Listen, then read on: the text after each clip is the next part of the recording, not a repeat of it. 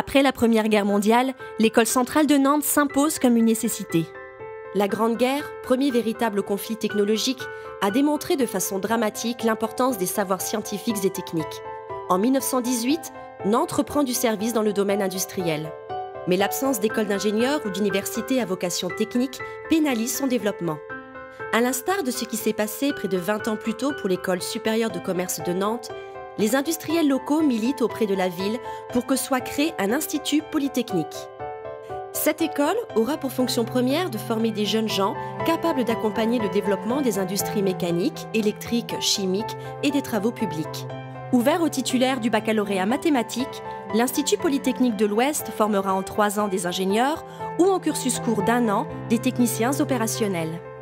L'aspect commercial n'est pas oublié, puisqu'un dispositif d'études complémentaires de 5 mois est prévu pour faire de ces jeunes ingénieurs des ingénieurs commerciaux.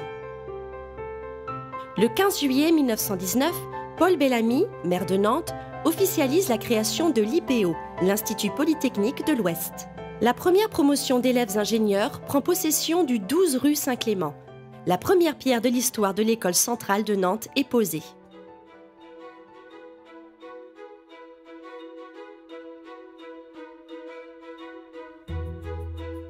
Cinq ans après sa création, dès 1925, la future école centrale de Nantes entame un processus de diversification des savoirs qui ne s'arrêtera jamais. D'abord dans le domaine des constructions navales, qui s'étoffe de nouvelles sections d'ingénieurs mécaniciens et d'ingénieurs physiciens. Puis en métallurgie, en études des matériaux et notamment sur la plasticité dynamique au profit de l'aéronautique, mais aussi en mécanique des fluides, en hydrodynamique, en informatique. Les recherches en automatisme complètent le périmètre des disciplines enseignées à l'école.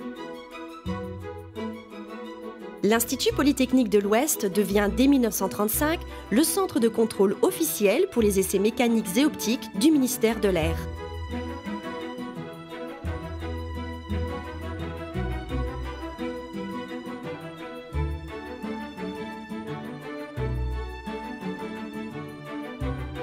Les 30 Glorieuses voient l'école étoffer son potentiel d'enseignement et multiplier les projets de recherche. Elle acquiert des matériels de pointe et se pose désormais en référence nationale et internationale dans de nombreux domaines, dont celui de la mécanique des fluides et des matériaux. Au milieu des années 80, 5 grands laboratoires aujourd'hui reconnus par le CNRS font la réputation de l'école.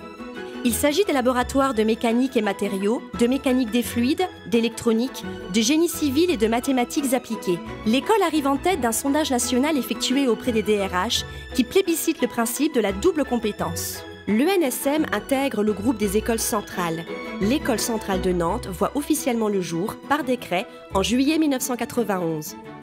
Après la création de l'Institut de recherche en communication et cybernétique de Nantes, né du laboratoire d'automatique, l'École centrale de Nantes procède à une refonte de ses formations en accordant une place plus importante aux sciences de l'entreprise et du management.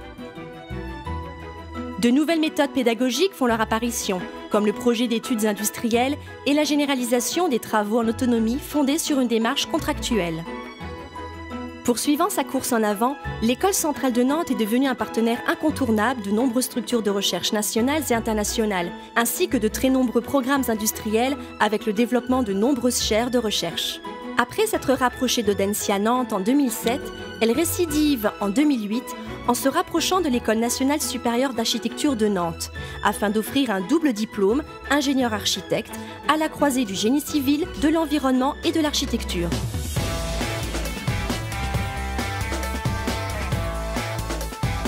Depuis sa création, l'École centrale de Nantes a développé de multiples relations en collaboration avec des partenaires locaux, nationaux et internationaux.